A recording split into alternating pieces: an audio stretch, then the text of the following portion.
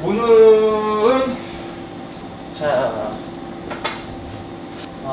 에스프레소 바 기본 세팅 한번 짚어보고 최소한에 갖춰야 될 것들이 뭐가 있는지, 그 다음에 정말 중요한 겁니다. 이거 본격적으로 이제 추출을 해서 들어가는 겁니다. 패킹. 쉽게 얘기하면 패킹이란 건 뭐냐면 이제 우리가 커피 어떻게 받아서 어떻게 세팅해가지고 어떻게 에스프레소 뽑아야 되느냐, 이런 기초적인 요소들을 해보는 건데, 저는 정말 중요한 거라고 생각해요. 기본 세팅에 대해서 한번 쭉 둘러볼까요? 당연히 이제 그때 기본 장비는 설명을 해드렸고, 그라인더하고 에스프레소 머신이 없으면 카페 운영 못하죠. 그리고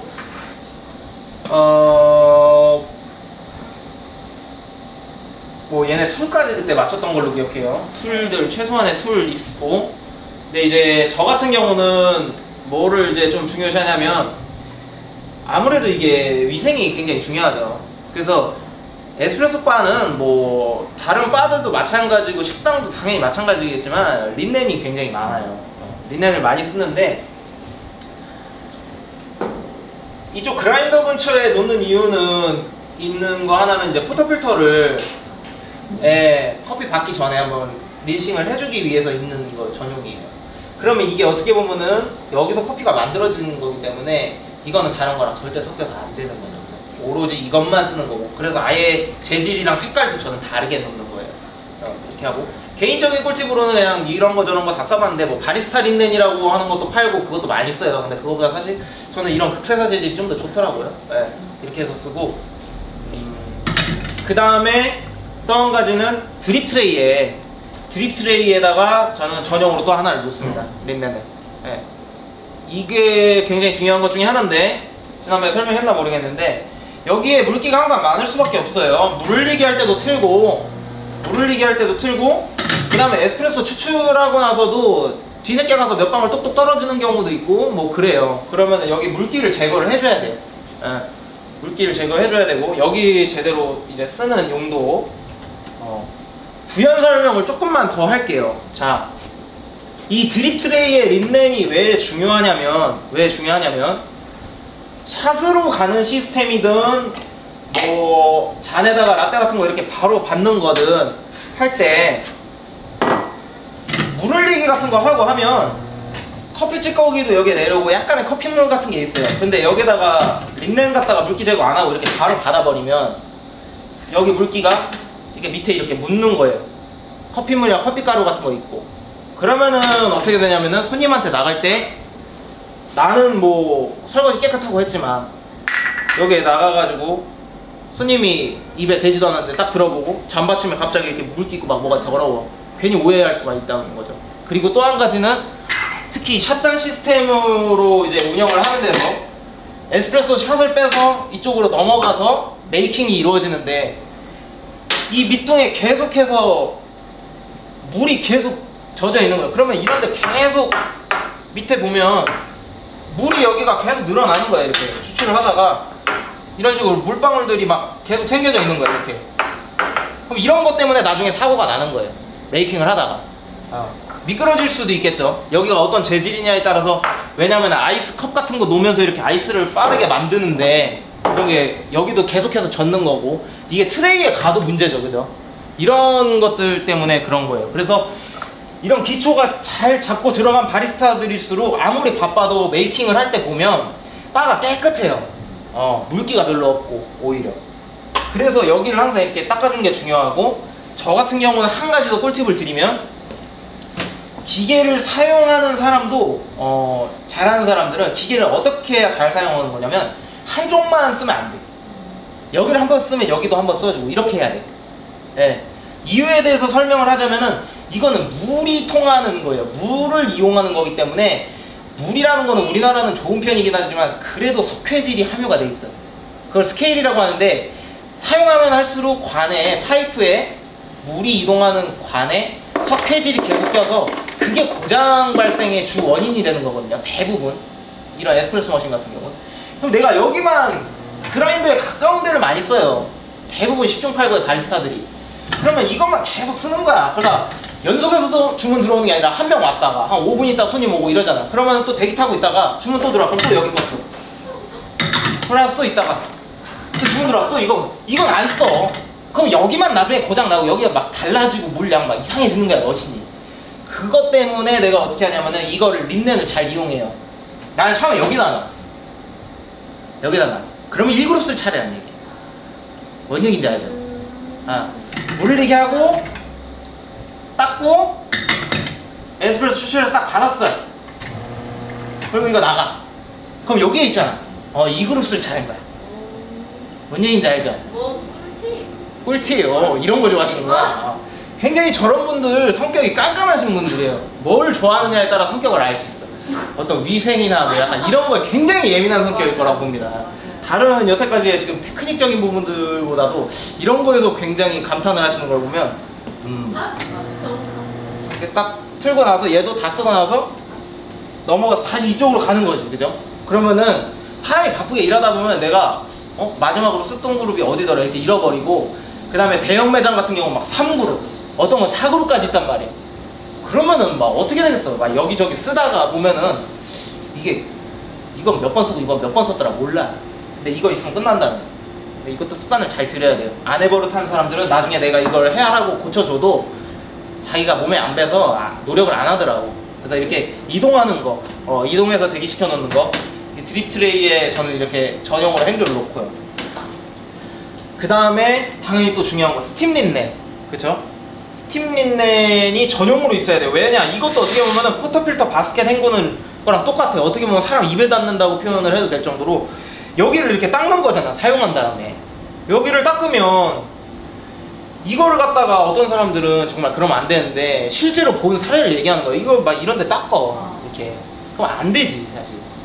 그게 별로 생각을 없이 일하니까 그런 거예요. 자세히 생각해보면 이거 이러면 안 되는 거야. 이거는 이것만 써야 돼 정말. 그리고 초보자들 특징이 습관적으로 이래요. 너무 몰입을 하다 보니까 처음에 잘 못해서 스팀이랑 막 이런 거에 집중을 하다 보니까 이걸 쓰고선 자기도 모르게 여기다 다시 원위치 해놔야 되는데, 아니면 뭐 이런 거 데미타스 잠바침 같은 거 갖다 이렇게 따로 공간을 넓은 데는 마련을 해놓고 해요 이렇게. 근데 이거를 그럼 여기다 다시 놔야 되는데 이걸 여기다 그냥 놓는 거야, 이런 데다가. 그러면 안 되겠죠. 그 부분 명심해야 되고. 그리고 개인적으로 이것도 이런 거는 이제 면 소재가 잘 닦입니다. 스팀한드가 면 소재로 된 게, 이것도 원래는 이게 큰 거예요. 큰 건데 제가 오렸어.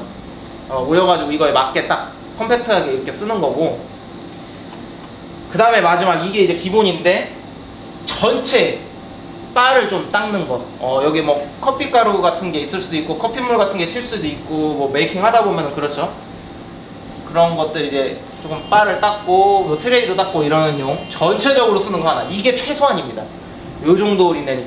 매장이 넓으면 뭐 베버리지 바용도 또 하나 있을 수가 있고 뭐 군데군데마다 있겠죠. 근데 아무튼 제일 강조하는 거는 위생이기 때문에 스팀 린넨하고 포터필터 바스켓용은 따로 섞여서는 절대 안 된다는 거죠. 이 정도 하고, 그 다음에 뭐 컵 워머에 이제 잔 종류별로 따뜻한 거 놓고, 또 여기가 넓은 경우에는 유도리 있게 테이크아웃 잔 종이컵 같은 경우는 여기다 놓기도 해요. 어차피 따뜻한 메뉴니까. 그런 것도 놓기도 하고, 그 다음에 지금 스케일, 이거를 이제 우리가 그람수 재구 이런 거 디테일하게 하는 거를 갖다가 스케일링 한다 뭐 이런 식으로 표현을 하거든요. 그래서 요거 하나 있고, 여기에 티스푼이 있는 이유가 있어요. 이거는 이제 그나마 커피를 조금 메쉬나 이런 거를 신경 써서 하는 바리스타들은 그라인더 근처에 티스푼이 대부분 있는 걸 보실 수가 있어요. 어떤 카페를 투어를 하더라도. 왜 그러냐면은 이 기계가 기계인지라 내가 6초면 6초 이렇게 딱 전자능머신을 세팅한다고 해서 항상 똑같은 그람수가 나오진 않아요. 그렇기 때문에 그 0. 몇 그램 때문에 이제 꼼꼼한 바리스타들은 많이 바쁜 시간이 아니면 이렇게 스케일링을 항상 합니다. 그래서 이 특히 커피 그람수 재는 용 같은 경우는 반드시 소수점이 되는 거, 소수점 되는 걸 놓고선 했는데, 우리가 예를 들면 메쉬를 딱 잡아놨어요. 커피 그람수가 예를 들면 우리는 메쉬가 18g이야. 근데 17.8g 나왔네? 그럼 좀 더 받아. 이렇게 딱 쟀어. 근데 아이고 내가 모르고 너무 많이 받았어. 18.2g이야. 그때 티스푼을 살짝 덜어내는 거예요.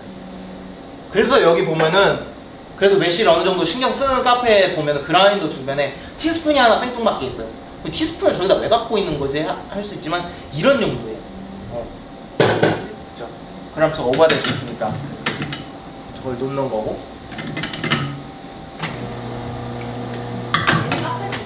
네? 그리고 티스푼 말고 우리 좀 큰 스푼집에서 이렇게 넣으면 그라인더 자동으로 떨어지잖아요. 네네. 사장님 무게는 안 되시는데 딱 보시고 부피가 약간 다른 것 같은데. 네, 그렇죠. 근데 확실히 제가 사장님 따라해보려고 했는데 안 되더라고. 사장님이랑 다르게 추출이 되더라고. 그거는 오늘 패킹 배우면 아마 원인 잡을 수도 있어요. 요소를 파고들어. 그냥 하시는 게 아니에요. 그냥 하는 건 아니죠. 그리고 요새 트렌드로 요새 하는 말로 그런 말 있잖아요. 루틴이 중요하다. 루틴을 일치시킨다. 뭐 이런 건데 뭔가 다른 루틴이 있는 거예요. 맞아. 그 요소 중에서 그런 걸 이따가 파고 들어가고. 그리고 이제 기본 세팅이 또 한 가지. 이렇게 수동 머신인 경우에 반드시 스탑워치가 있어야 되는 거예요. 스탑워치. 에스프레소 추출 시간 재야 되잖아요. 그죠? 근데 요새 머신들이 대부분 좋아져서 OEM 머신들도 보면은 반자동 머신 같은 경우는 그 디스플레이 이렇게 창에 보면은 추출 시간이 뜨는 경우도 많아요. 근데 아직도 없는 머신들도 많으니까 추출 시간 잴 수 있게 있어야 되고. 그러니까 저울하고 지금 이 정도 이제 받고. 그다음에 뭐 그 밖에는 뭐 지난번에도 봤다시피 뭐 이런 각종 스푼들, 그다음에 얼음 스쿱 있고 제빙기가 있으니까 얼음 있으니까. 그 샷잔도 기본적으로 이제 몇 개씩은 이렇게 있어야겠죠, 그죠? 샷잔이 있어야 되고. 스팀 타올이 하얀색이어야 하는 이유가 있어요. 다른 데 가서 다 하얀색이에요. 어떤 거요? 타올. 스팀 타올이요? 이거? 아니에요. 다른 색깔 쓰는 사람들도 있어요. 다른 색깔 쓰는 사람들도 있어요. 그치, 정해진 건 없는데.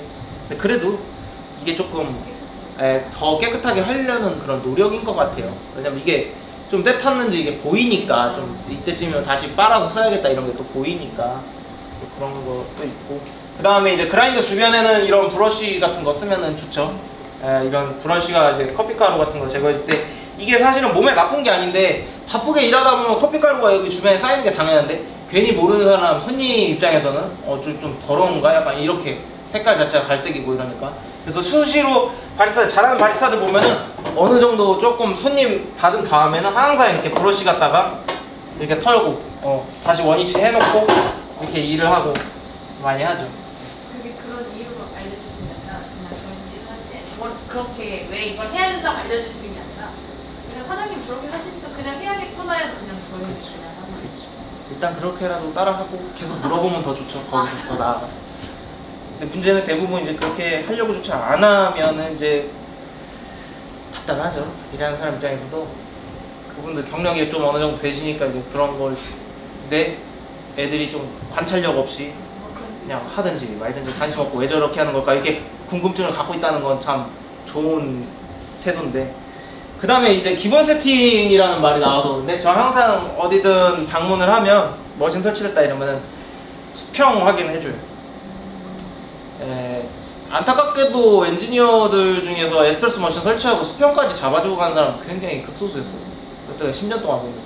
근데 이거 에스프레소 머신 자체가 수평이 안 맞으면 추출이 올바르게 이루어진다고 그렇게 기대하면 안 돼요. 내가 아무리 다른 걸 잘 해도. 그래서 이제 수평자 갖다가 이거 같은 경우는 여기가 여기도 올릴 수가 있구나. 수평을 일부러 딱 맞추는 거죠. 올바르게 수평이 이제 제대로 된 추출이 되기 위해서. 그럼 이거요? 이거 그냥 수평자라고 하지 않나요? 철물 전문가만 파나요? 길이별로 다 있어.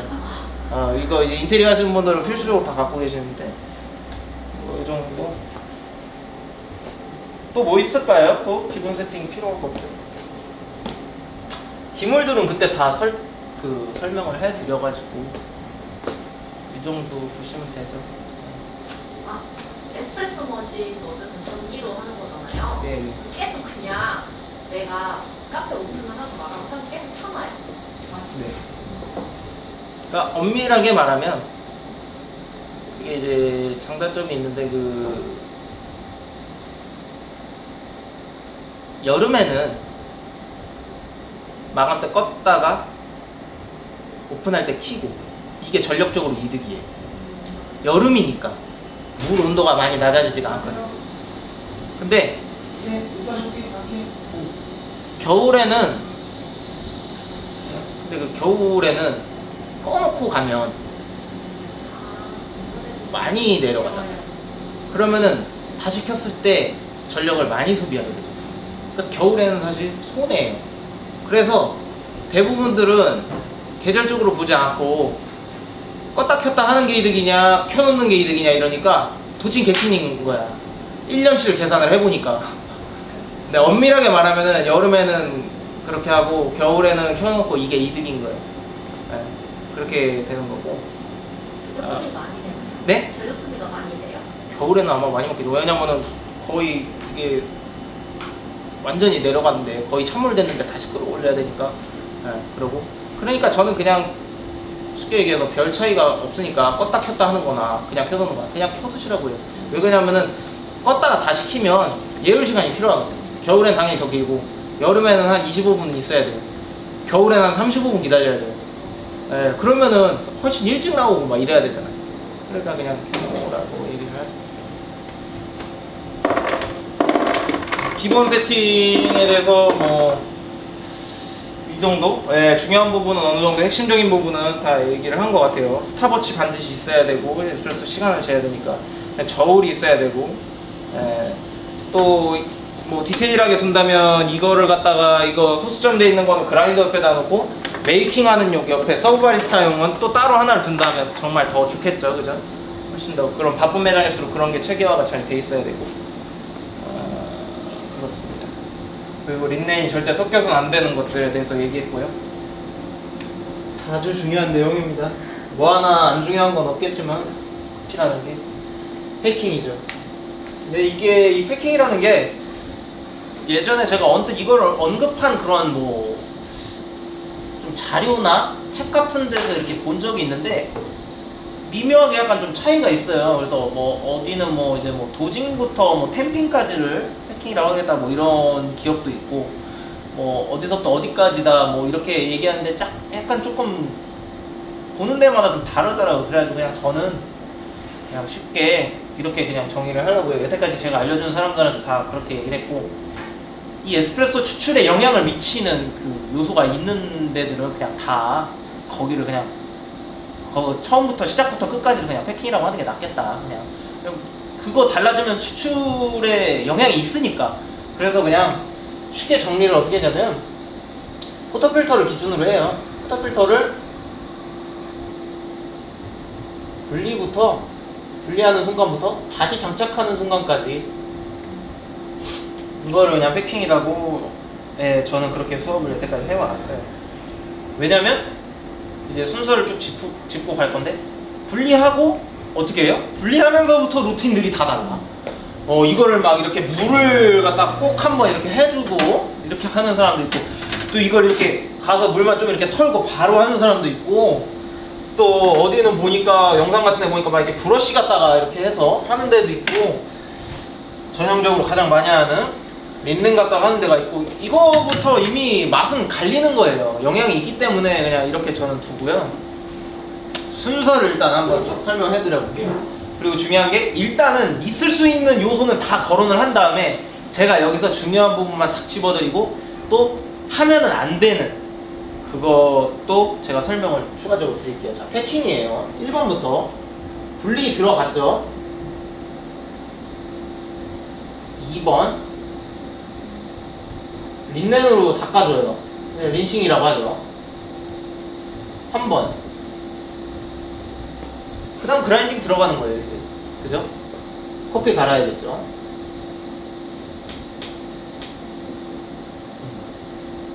이제 여기서 이제 갈리죠. 그라인딩 안에 도징이 있는 거죠. 도징. 뭐 4번이라고 할 수도 있겠네요. 어려운데. 4번이라고 할까? 아닌가? 모르겠다. 4번. 9분 둬야죠. 그냥 막 가는 건 아니니까. 그치? 도징이 굉장히 중요하죠. 맞아. 그리고 5번에서 이제 이쯤에서 있을 수 있는 게 이제 뭐가 있냐. 도징을 하면서 이런 경우를 참 많이 봅니다, 우리가.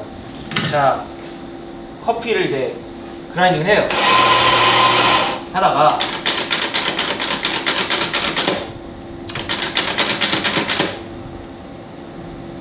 어떤 매장 바리스타가 이제 그렇게 생각을 하고선 하는 거예요. 뭐 추출을 해봤는데 커피를 좀 더 우겨 담아야 맛이 있네. 근데 이게 넘치려고 이제 이게 어떻게 되냐면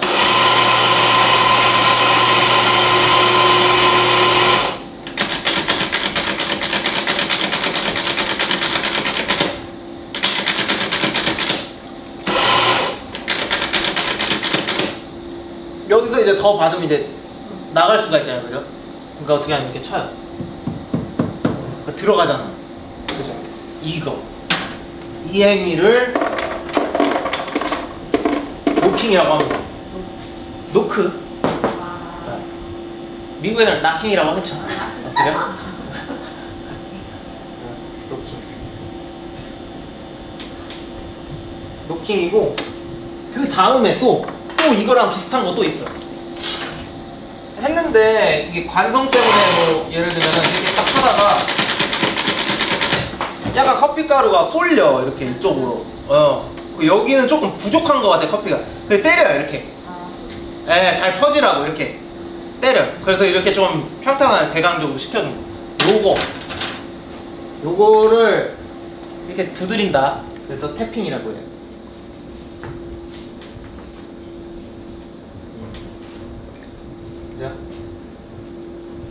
그 다음에 이제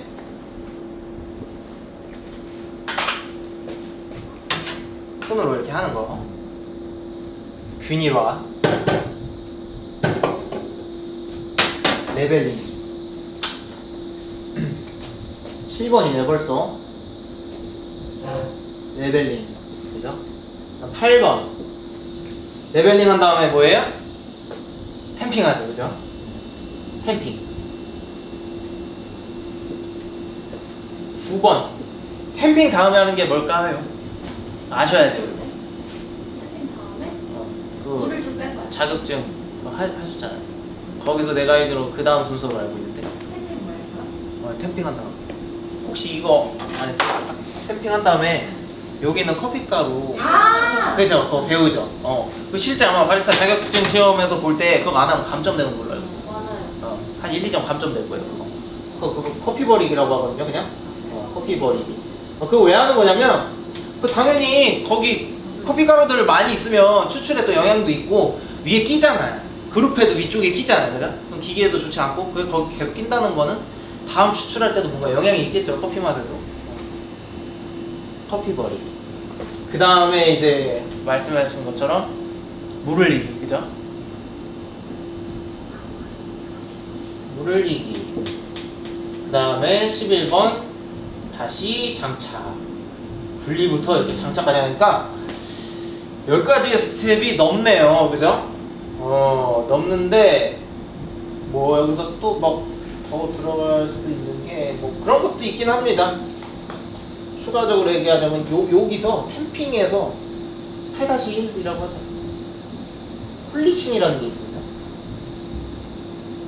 하거나 말거나인데 뭐냐면 커피 받고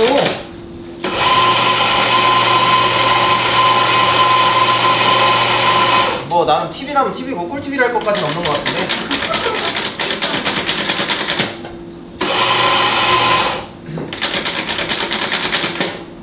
이게 탬핑을 하고 보면은 탬핑을 이렇게 꼭 하고 보면 이렇게 딱 보면은 커피 가루가 여기 많이 묻어져서 나와요. 이게 거슬리거든 이게. 그래서 이걸 탬핑을 한 다음에 살짝 돌려주는 거예요. 그 돌려주고 보면 깨끗해, 반질반질하게. 그래서 이 원래 폴리싱이라는 말 자체가 광택낸다 뭐 이런 뜻이거든요.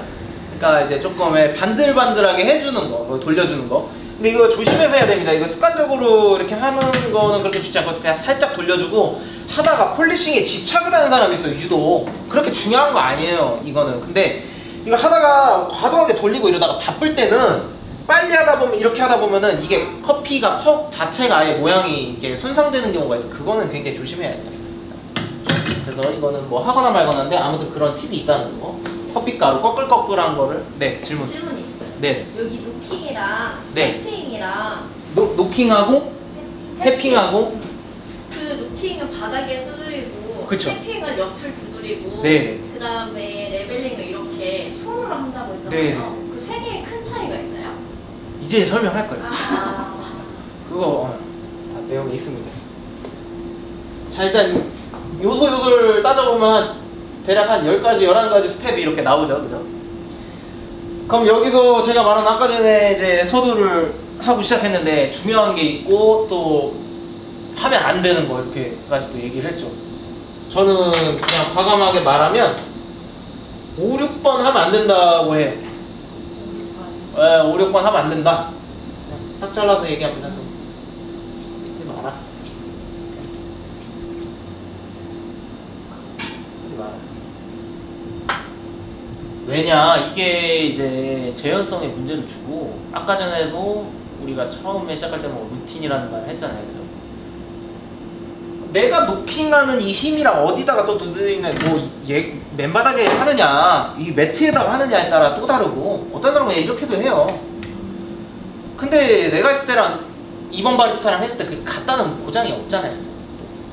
그 순간 그건 거의 그냥 눈대중으로 하는 식이 돼버리고, 여기서 커피에 불균열이 생겨요. 그러니까 이거를 지금 왜 배우는 거냐면은, 이것부터 짚고 넘어갈게요. 자, 커피를 잘 추출을 하기 위해서 그런 거예요. 잘 추출한다는 건 뭐냐면, 이 바스켓 안에 있는, 포터필터 바스켓 안에 있는 이 커피들 있잖아요. 이거를 고르게 추출하는 거. 한 잔의 에스프레소로 균일한 추출, 이게 잘 추출하는 거예요. 그죠? 균일하게 그리고 추출을 하면, 최대한 균일하게 한다면 재현성도 따라오는 거예요. 그죠? 근데 이걸 해치는 거예요, 노킹을. 이거 두드리면 갑자기 쾅쾅 거리면서 이게 어디로 어떻게 쏠릴지 내가 모르는데, 그러면은 애초에 도징을 열심히 막 이렇게 하는 게 뭔 소용이 있어. 그죠? 도징도 제가 되게 중요하다 그랬잖아요. 도징도 그냥 가만히 이렇게 받는 게 아니라, 그럼 산처럼 쌓이거나 어디로 쏠리니까 그냥 왼손을 움직여가지고 최대한 일단은 할 수 있는 만큼은 조금 균일하게 좀 주려고 노력을 해야 된다고 했는데, 그 다음에 노킹하고 태핑을 또 해? 그거면 막 다 헝클어지고 이게, 그리고 태핑도 사람마다 또 다르고, 이거는 안 좋은 거예요. 그리고 또 조금 더 들어가면 노킹을 하지 말라. 그 얘기는 그러면 커피 그람 수를 또 너무 많이 받으면 안 된다는 말인가요? 거의 95% 이상은 저는 예스라고 다 대답을 하겠어요. 네. 에스프레소라는 거는, 아주 맛있는 에스프레소를 만들기 위해서의 그 그람 수는 적정 폭이 있어요. 적정 폭이 있어요. 네. 적정 폭이 있어요. 너무 많이 담는다, 무조건 재료를 많이 여기다 우겨 넣는다고 해서 맛있는 에스프레소 나오지 않아요. 네. 그래서 노킹, 그다음 태핑, 이거는 과감하게 생략하고 얘의 주된 목적은 양을 더 넣기 위해서 두드린 다음에 안을 푹 꺼지게 해가지고 하고, 태핑은 좀 균일하게 해주려고 하는 건데, 레벨링 툴이 있잖아요, 우리한테는. 그죠? 차라리 그럴 바엔 거기서 기복을 발생시키는 것보다 뭔가 그 불규칙적인 거를 발생시키는 것보다 차라리 그냥 레벨링을 해줘라. 도징에 이은 레벨링을 해줘라. 이 두 개면 충분하다. 예. 이걸로 1차적으로 일단은 조금 균일하게 깔아주고 세밀하게 레벨링, 그리고 손이 아니라 이제는 레벨링 툴이 있죠. 뭐 이거는 뭐 더할 나위 없이 손보다는 정밀하고 커피 버리는 것도 없고 또 위생적이고, 아 좋죠. 툴을 이용한 거.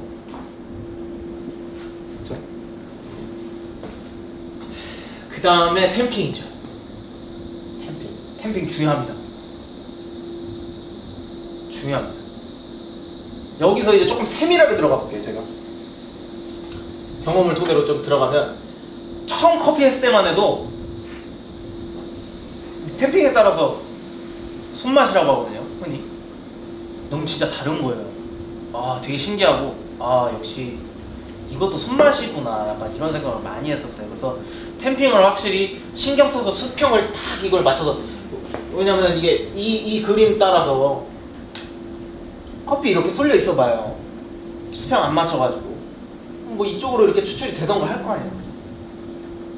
근데 이걸 균일하게 딱 맞춰가지고 제대로 온전하게 딱 뽑은 에스프레소는 당연히 후자가 맛있지.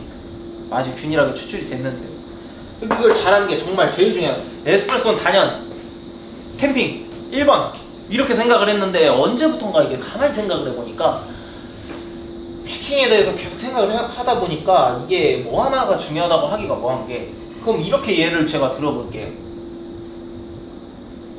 자, 템핑을 진짜 기가 막히게 했어요, 그죠? 기가 막히게 했는데 왜 벌써 웃어? 무슨 얘기 할지 알겠는 거야? 아니 근데 왜 웃어? 기가 막히게. 아, 기가 막히고 기가 막히게 한 거죠. 이 정도면은 기가 막힌 겁니다, 이거. 알겠어요.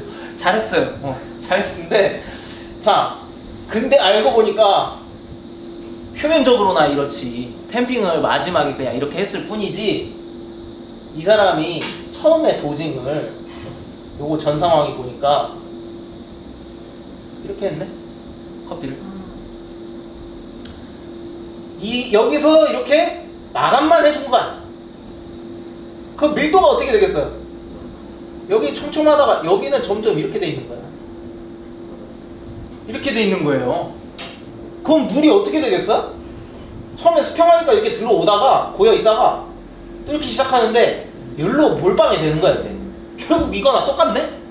그러니까 템핑이 더 중요하다고 할 수가 없게 되는 거예요. 그냥 도징도 중요하고 레벨링도 중요하고 다 중요한 거야 그냥. 그죠?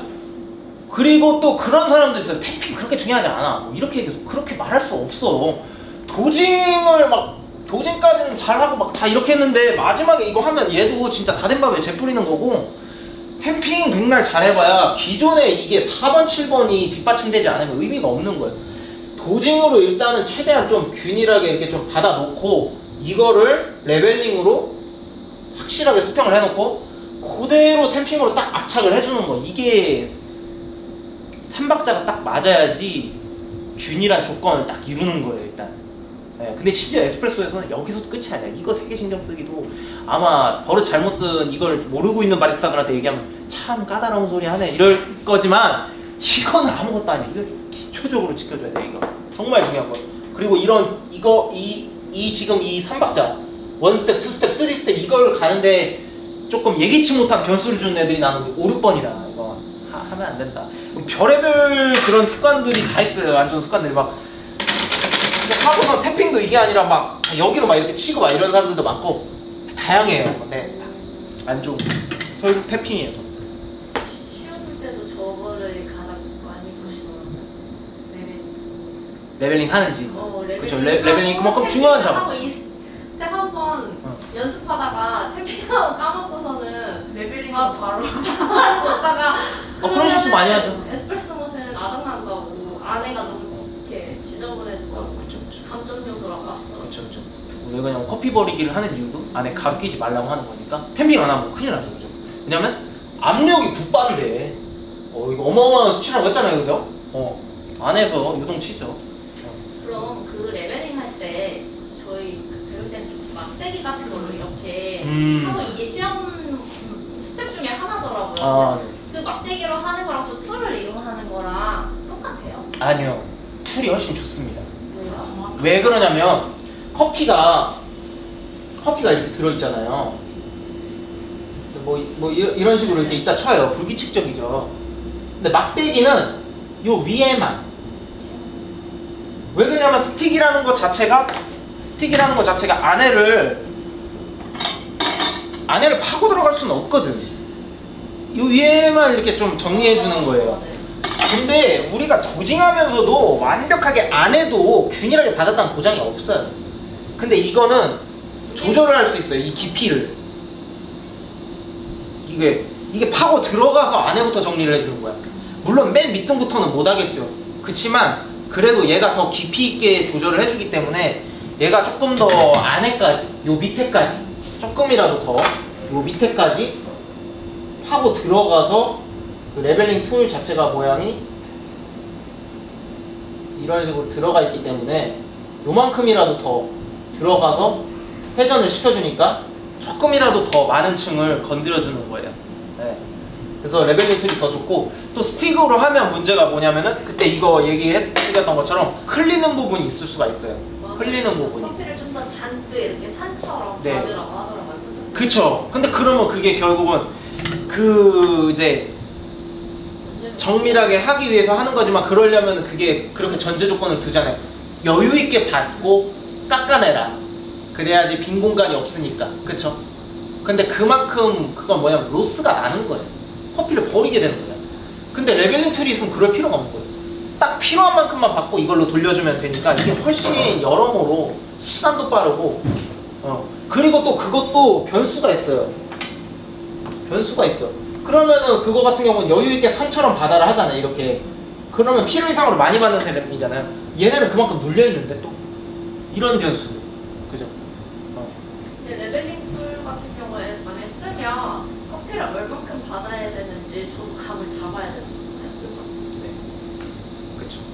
근데 그거에 따라서 우리가 메쉬를 만약에 잡았는데 기초적인 메쉬는 아까 전에 그거 말한 수업대로 했는데 세밀하게 계속 비교를 해서 맞아보니까 조금 그 에스프레소의 기준치에서 상당히 예를 들면 적은 양의 커피를 받게 됐어요. 예를 들면 그럼 모르는 거예요. 어떤 원두를 쓰느냐 어떤 기계를 쓰느냐에 따라서 적게 세팅이 될 수도 있고 뭐 그런 거예요. 그러면은 커피가 제법 안으로 들어가 있겠죠. 그러면 그런 경우는 이거를 더 그만큼 빼야겠죠. 더 깊이 있게. 그죠? 그리고 또 비교적 커피 그람 수를 많이 세팅됐다. 그러면은 많이 안 빼도 되겠죠. 그런 식으로. 그래서 레벨링 툴이 사실 이 스틱이나 손으로 하는 것보다 훨씬 더 많은 부분을 컨트롤을 잘 해줄 수 있어요. 그 무엇보다 시간. 정말 시간이 정말 대박이죠. 그래서 옛날에 이제 바리스타들 보면 초창기 그 바리스타 챔피언십 같은 거 영상 보면 다 바리스타들이 이렇게 하거든요. 근데 딱 그것만 봐도 이제 어느 정도 이제 짬밥이 딱 느껴지죠. 레벨링 커피 좀 추출해봤구나. 딱. 왜냐면 안 흘리면서 거의 안 흘리면서 레벨링을 상당히 간결하고 빠르게 정확하게 네? 어렵다고 생각할 수도 있죠. 할 수도 있죠. 물론 여기서 뭐 대부분 90도 이상 되는 물 갖다가 또 한 20초 이상 그렇게 가열을 하고 해서 뭐 세균은 거의 없겠지만 그리고 또 필터가 있으니까 이물질이 그렇게 빠져나오고 이럴 확률은 없지만 그래서 어떻게 보면 진짜 레벨링 툴 만든 사람은 정말 잘하는 거예요. 이게 정말 획을 그는 사람이죠. 돈도 많이 벌었을 거예요. 그래서 예전에는 진짜 그 막 2010년도 이전 정도 영상들 월드 바리스타 챔피언십 너도 나도 다 이렇게 너도 나도 다. 그리고 언제부턴가 또 이걸 안 쓰고 그때도 이미 전자동을 쓰니까 이게 이런 게 없잖아요. 근데 물론 국내 바리스타 대회에서 저도 본 적이 있어요. 스틱을 가지고 와서 이렇게 하니까 그게 조금 더 이제 보기 좋으니까 모습이 그 뒤로 했는데 그러기가 무섭게 제가 알기로는 2012년도인가 13년도 때 바로 이게 등장을 해버렸죠. 그래가지고 그냥 이제 다 이걸 쓰고 이 레벨링을 하는 거. 그래서 네, 아무튼 중요한 거는 특히나 이 4, 7, 8 이건 이제 중요한 거예요. 커피 버리기 하고 물 흘리기 하는 목적은 뭘까요? 10번의 목적. 그것도 있습니다. 네, 그거. 아무리 깔끔하게 내가 이걸 다 했다고 해도 커피 버리기까지 탁 해도 커피 추출한 다음에 그 다음에 물 흘리기 해보면 극 초반에는 완전히 깨끗한 물이 아니라 맑은 물이 아니라 약간 커피 섞인 물이 나옵니다. 어쨌든 추출에 방해가 되는 부분이잖아요. 그거 하나 하고 또 하나는 얘가 원래 의도하는 추출수 그 온도의 설정값 잡으라고 고가 머신일수록 그거를 빨리 잡는 거예요. 네. 이 1차적인 것까지는 아니고 1차적인 거는 보일러 크기하고 이제 그 전력량이고 전력량인 건 얼만큼 얘네가 물이 공급이 됐을 때 빨리 보일러가 내부 온도가 세팅값에 맞춰주느냐 이거고 2차적으로 가격이 정해지는 거 에스프레소 머신에 그게 뭐냐면 추출소 온도의 안정성. 그게 어떤 머신 보면은 별로 막 그런 거 아닌 것 같은데 비싸요. 그럴 확률이 높아요. 그냥 탁 틀자마자 보면은 원래 여기서 의도하는 대로 추출소 온도가 나오는 거. 근데 싼 머신일수록 아무래도 딱 틀었는데 처음에 막 너무 고온으로 나오다가 한참 물 흘리기를 해줘야지 이제 제 온도를 찾는다던가. 네, 그래서 에스프레소라는 게 균일하게 추출하는 게 중요하다고 그랬잖아요. 이건 물리적인 거고 근데 이제 물 온도도 균일해야지 균일한 추출이 될 거 아니에요. 그래서 물 흘리기를 해주는 거예요. 그 다음에 이제 장착. 물 온도는 몇 도인지 저희 어떻게 알아요? 머신마다 좀 달라요. 끊었어요? 안 끊었어요? 이거 여기까지만 할게요. 잠깐만. 대부분의 에스프레소 머신은 OEM 머신이라고 하죠. 그러니까 공장에서 거의 대부분 이제 찍어내듯이 이렇게 하는 머신들, 중저가 뭐 이런 것들 대부분 보면은 좀 높게 설정이 돼 있어요. 그래서 92, 3도 이 정도가 제일 많았던 것 같아요. 측정을 해보면. 근데 이제 조금 비싼 머신일수록, 그리고 아까 전에 그런 부가 기능들, 그룹헤드에서 초반부터 딱 일치시키려고 노력하는 그런 메커니즘들이 많이 가미가 된, 옵션이 많이 가미된 그런 머신들일수록 온도는 낮아집니다. 추출소 온도가. 네. 네. 그리고 또 그런 것들은 보일러가 사이즈가 어느 정도 또 돼요. 안정성을 유지하기 위해서. 보일러가 작은 편이라 큰 편이기 때문에. 그래서 많이 추출을 해도 자신이 있으니까, 떨어지지 않을 자신이 있으니까 제 생각에 그냥 90도 이 정도로 세팅되어 있는 것 같아요. 근데 저희 건 측정을 해보니까 예전에 라마르조코 같은 경우도 89도 정도 됐던 것 같은데 얘도 한 89, 88 이 정도밖에 안 되는 것 같아요. 생각보다 좀 낮아요. 그렇게 되고 마지막 11번 장착. 장착도 커피 맛의 영향 미치죠. 왜냐? 여기까지 다 잘했어. 막 템핑까지 막 혼이 담긴 템핑 딱 해가 다 했어. 그러니까 여기서 갑자기 그냥 하는 순간 그냥 나가리. 그렇게 보시면 됩니다. 정말 중요하겠죠. 그래서 이게 정말 중요한 게 그 아까 전에도 월드 바리스타 챔피언십 제가 얘기했는데 정말 그 바리스타 프로 바리스타들의 움직임에 대해서 이런 묘사를 많이 해요. 리드미컬하다.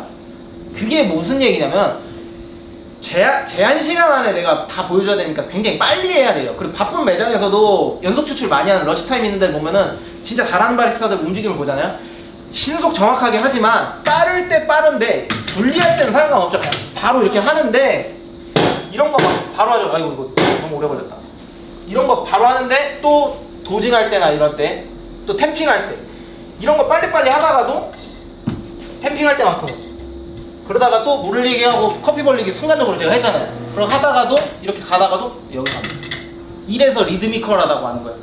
강과 약을 잘 조절하는 거예요. 근데 마지막에 뭐 대나가나 이렇게 하면 이미 이 커피봉이 진짜 깨져요. 이렇게 하면.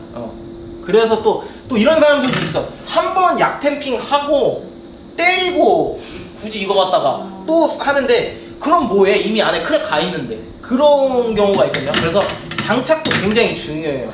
장착 이거 막 하면 안 됩니다. 항상 조심스럽게, 조심스럽게. 그래서 리드미컬하다고 하는 거고, 마지막 하나 여기서 이제 끝나고 나서도 장착했으면 바로 추출해라. 이것도 상당히 많이 간과들을 해요. 간과들을 하는데 정말 중요한 거예요. 왜냐? 이 온도를 생각해봐요. 그룹헤드 여기서 90도씨 물이 나오는데 이 안에 얼마나 뜨겁겠어요. 근데 이거 장착해놓고서는 딴짓하고 뭐 다른 거 뭐 어떤 잔 쓸까 막 이러고, 이거는 얘는 이미 변하고 있는 거야. 그 위에 애들 얼마나 뜨겁겠냐고. 그러니까 그 전에 항상 팁을 드리는 게 물 흘리기 할 때 봐라 이렇게 해요. 물 흘리기 할 때 이런 거 스케일링 제로 세팅하고 내가 이거 데미타스에다 받아야겠다 아니면 라떼 바로 받아야겠다 다 정해놓고 그 다음에는 장착하면 바로 틀어줘야 돼. 바로 미리 봐놓으라고. 근데 꼭 장착해놓고 가만히 있는 사람들 있어. 그거 안 좋은 거예요. 추출 달라요. 템핑에서 가장 중요한 건 뭐냐, 이게 힘을 쓰는 부분이에요. 그 교본에서는 대부분 보면 그 서적에서는 15에서 20kg 정도 눌러줘야 된다 이렇게 얘기하니까 그게 사실 여자들한테 좀 버거운 힘일 수가 있어요. 왜냐면 하루에 한두 번 하는 게 아니니까. 그러면 이제 어떻게 되는 현상이 있냐면은 실제로 저 많이 봤습니다. 옛날에 저도 초창기 때는 많이 아팠고 손목이 아파요. 관절이 여기가. 그게 왜 그러냐면은 이걸 누르는데 이 관절이 꺾이니까 그런 거예요. 이게 지속이 되면 이제 여기가 아프고 그러다가 잘못하면 나중에는 그게 고질적으로 갈 수가 있기 때문에 그러면 큰일 납니다. 그래서 관절이 최대한 안 꺾이게 힘을 주는 게 자기한테 이제 부담이 덜 가는 거예요. 그러면은 이제 어떻게 하면 좋냐면 그래서 이거를 각도를 팔 이 엘보우 쪽 내각을 90도를 만들으라고 해요. 그래야지 이게 이렇게 그러면 어떻게 되냐면은 내가 그냥 이렇게 누른다고 생각을 해줘요. 그러면 손목이 많이 접혀 있잖아요. 그죠? 이렇게 누른다고. 근데 그게 아니라 이렇게 해버리면 손목이 거의 안 굽히고 이렇게 되잖아요. 그죠? 손목이. 이렇게 누르라고요. 근데 이제 여자들 같은 경우가 그래도 사실 바리스타 하기 이런 점에서는 편합니다. 저처럼 이제 남자들은 키가 크면 특히나 허리를 이렇게 많이 숙여야 돼요. 그래서 그죠? 이렇게 많이 숙여야 돼. 이렇게 바 높이는 거의 대부분 똑같거든. 그래서 저는 어떻게 하냐면은 그래서 왼손으로 움직여주는 거예요. 기준점 자체를 바꿔서 팔 내각은 90도로 거의 하되 이렇게 기울여서 이렇게 맞추는 거예요. 그래도 어쨌든 안에 90도거든. 이렇게. 근데 이제 여자들은 그럴 필요 없어요. 그냥 해도 돼요. 그렇게 해도. 그래서 반드시 네. 이 자세를 유지해야 되고, 네. 그 다음에 저 같은 경우는 이거 제 손에 맞는 거를 샀는데, 제가 할 때 보면 이렇게 잡아요, 그립을. 이쪽으로 누르고 그립을 이렇게 잡는 건데, 검지와 엄지로 수평을 가늠해 주는 거예요. 이렇게. 적어도 이러면은 12시 방향이랑 6시 방향 같은 경우는 가늠이 되겠죠. 그 다음 눈으로 오른쪽 왼쪽만 보고. 근데 이게 만약에 안 맞으면 자기 손에 맞는 템포를, 여자들 같은 경우는 남자보다 손이 작으니까 이걸 조금 더 높이가 낮은 거를 하면은 저처럼 그립을 줄 수가 있어요. 이렇게 검지랑 엄지로. 이거 꿀팁이에요. 근데 이렇게 안 해도 잘 맞추는 사람들도 많아요. 그냥 이렇게 하는데 어차피 손이 작아서 나는 그냥 이렇게 하려 했는데, 연습하다 보면 다 자기 감을 찾아서. 근데 어쨌든 중요한 건 손목이 이렇게 돼야 된다는 거. 절대 이렇게 꺾이면 안 되는 거예요. 이렇게. 그리고 또 한 가지 꿀팁. 많이 하잖아요. 진짜 꿀팁입니다. 이거 바리스타 경력으로서.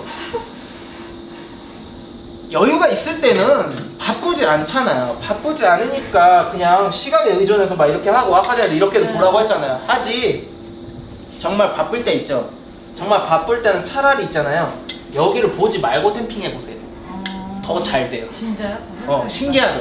사람이 눈으로 보니까 너무 시각에 의존하는 것 같아요. 여기 가면 오히려 둔해지는 느낌이에요. 그러니까 오히려 정작 하면서 딴 데 보고서 이거 할 때만큼, 근데 집중력은 여기에 있는 거죠. 여기에 내가 기울기를 맞춘다고 생각하고선 딴 데 보고선 그냥 여기 이렇게 집중해서 하잖아요. 그럼 진짜 이게 눈으로 내가 볼 때는 계속 수정 봐야 될 것 같아. 막 뭔가 안 맞아. 눈으로 하는데도 뭔가 긴가민가 하고. 그게 왜 그러냐면 위에서 보니까. 근데 그냥 딴 데 보고선 이렇게 하면은 그게 차라리 더 잘 맞아. 네. 그래서 아무튼 중요한 거는 안전하게 일을 하고 하는 게 제일 중요하니까, 하루에도 몇십 번씩 할 수 있는 작업이거든요. 그러니까 손목이 절대 굽히지 않고 이 자세를 이제 유지해서 하는 거. 이 자세를 유지해서. 그래서 대부분 이게 폼 잡으려고 막 바리스타들이 막 이렇게 가가지고 막 보드 타듯이 이런 게 아니라, 어떤 바리스타들이 이거를 저처럼 들죠. 막 굳이 막 이렇게 하는 게, 키 큰 사람은 들 수밖에 없는 거예요, 사실. 내가 허리를 이렇게 주문 들어올 때마다 이러는 것보다 이게 나니까 이렇게 하는 거예요. 90도 유지하려고, 손목 안 아프게 하려고. 굉장히 중요합니다. 근데 자세 그래도 어느 정도 아까 전에 보니까 크게 문제점은 없었는데, 항상 제가 기초 바리스타 교육 때 짚고 넘어가는 부분이에요. 사람들이 나중에 보면은 이게 후유증이 생겨요. 정리를 좀 마지막으로 하자면, 기본 세팅. 그게 이제 기반은 장비를 잘 운용하는 것과 위생, 이런 것과 연관이 있는, 제가 아까 전에 특히나 린넨을 중점적으로 해서 그때 툴이나 이런 장비에 대해서는 얘기를 했으니까 했고요. 그 다음에 중요한 건 이제 본격적으로 에스프레소를 추출하고 메이킹을 하는 데 있어서 상당히 중요한 부분이라고 할 수 있는 패킹. 그런 데서 이제 정말 필요한 것들이 뭐고 중요한 것들이 뭐고, 조금 비교적 조금 우리를 혼란스럽게 하는 것들을 빼주고 정리를 좀 해봤어요. 그래서 여기서 이제 중요한 거는 이러한 스텝들을 생략하면 안 되는 거예요. 이거를 내가 편하자고 이렇게 하는 순간 남은 먹기 불편해지는 거고, 이거를 처음부터 잡고 들어가서 시간을 단축시키고 내가 빨라져야지, 이거를 생략하면서 내가 빨라지는 게 아니에요. 그게 굉장히 중요해요. 그리고 또 알게 돼요. 이미 설명을 했잖아요, 그죠? 왜 이것들은 최소한의 필요한 동작인지, 이 추출 양상, 고르게 추출하고 균일하게 추출하기 위해서, 기복 없이 추출하기 위해서 하는 거기 때문에 이게 최소한이라는 거, 이런 한 7, 8가지 정도의 스텝이, 이 정도를 알아봤습니다. 오늘 수업은 여기까지입니다.